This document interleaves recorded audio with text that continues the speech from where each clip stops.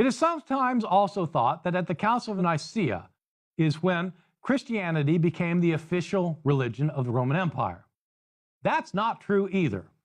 The council was a meeting of Christian leaders who did not have positions of authority within the Roman governmental bureaucracy.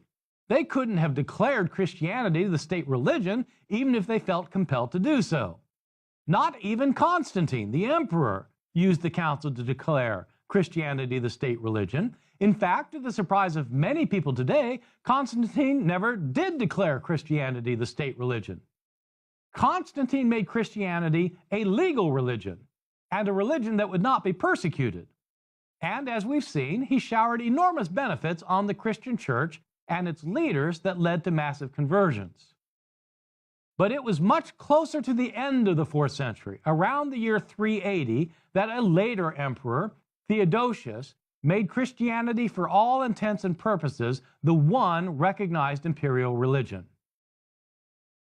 There's one other common misconception about the Council of Nicaea of more direct relevance to our course. People also often think that the Council of Nicaea is when Jesus began to be considered God. Sometimes it's said that at the council, a vote was taken for the first time over whether or not Jesus was the Son of God, and that it was a close vote. None of that is true either. We've already seen that Jesus was considered the Son of God, in fact, himself to be a divine being, virtually at the outset of the Christian faith, soon after his death, as his own disciples came to declare that he had been taken up into heaven and exalted to the level of divinity. Jesus is called the Son of God, or even God, in the writings of the New Testament, as we have seen. For example, in John chapter 1, verse 1, or the hymn to Christ in Philippians chapter 2, or what Paul says in Romans 9, that Christ is God over all, blessed forever, or in Hebrews chapter 1, where God himself speaks to Christ and says, "Your throne, O God, is forever and ever." Christ was considered God by all the proto-Orthodox and most of the heretical Christians that we know about in the 2nd and 3rd centuries.